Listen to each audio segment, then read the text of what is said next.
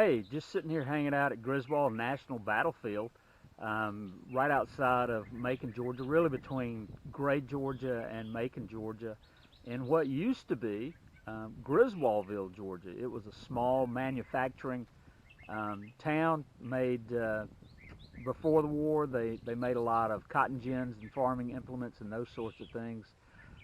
During the Civil War, it turned to manufacturing arms and ammunition, primarily a six-shot revolver that was used by the Confederacy, modeled after the Navy Colt that the Union Army used. November 15th, 1864, William Tecumseh Sherman's troops leave Atlanta. Of course, it is a smoldering mess. Not sure if Sherman's troops did more damage or the citizens of Atlanta did more damage, but regardless, they leave Atlanta and begin a 280-mile march towards Savannah, Georgia. The troop column of the Army of Tennessee, which was the main arm of Sherman's army as it went through Georgia, is about 60 miles wide. November 20th, they make a little feint. General Howard, who is commanding the Army of the Tennessee, sends not really a patrol, but sends some of his troops under the command of Major General Charles Walcott, towards Macon. The idea is not to detour towards Macon, but to see if they could draw the Confederate Army out. And they are successful in that. Of course, their prime objective at this point in time in November of 1864 is to capture Milledgeville, the capital of Georgia, and they do that November 24th and November 25th. But before that, there is what becomes known as the Battle of Griswoldville. Griswoldville itself is destroyed by the Union Army. The manufacturing capability of that little town is completely wiped out. The pistol factory, of course, is destroyed along with most of the homes and other buildings. The Confederate Army, actually it's part of the Georgia militia under the command of Brigadier General Phillips, is headed towards Augusta to shore up the defenses there. They come through Griswoldville. They see firsthand for the first time what Sherman had in store for Georgia. He intended to make Georgia howl, and General Walcott's troops certainly did that here at Griswoldville. For some unknown reason, without orders, General Phillips decides to attack an entrenched position here. If you look behind me at the battlefield monument itself, you see a huge marble monument. That is considered to be the high point of the Confederate attack.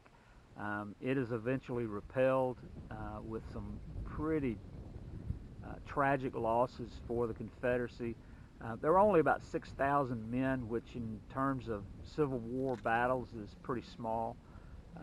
But there were only about 6,000 men involved in the battle.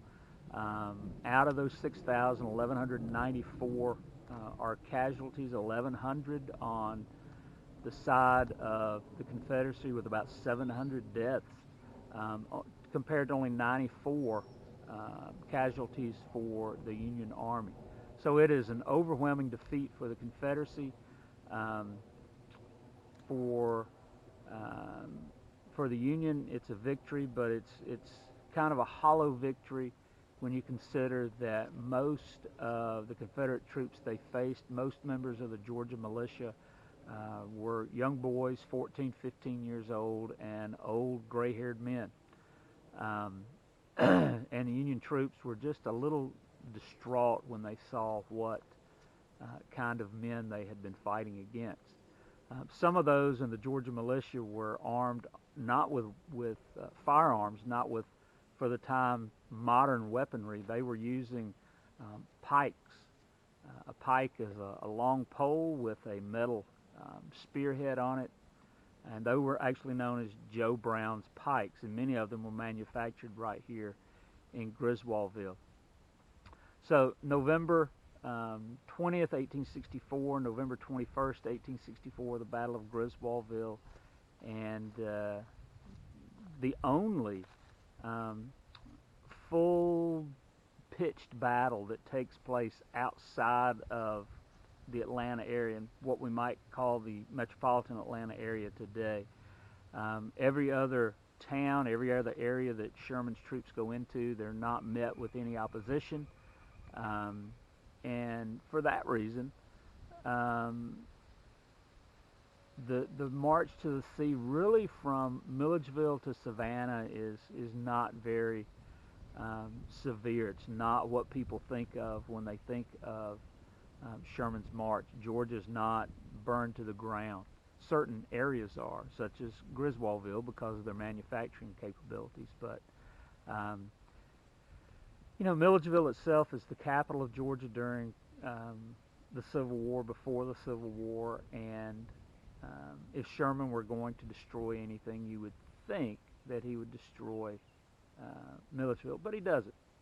And he certainly doesn't destroy Savannah. The mayor of Savannah comes out and offers Savannah as a gift, or offers the surrender, and of course Sherman cables Washington and informs the president that he can have Savannah as a Christmas gift. So that's a little bit about the Battle of Griswoldville. If you've got a few minutes to spare one day, stop by, check it out. There's not much here, but you do learn a little bit about central Georgia history during the Civil War, and a little bit about Sherman's march to the sea and how it affected, how it impacted Middle Georgia. Thanks.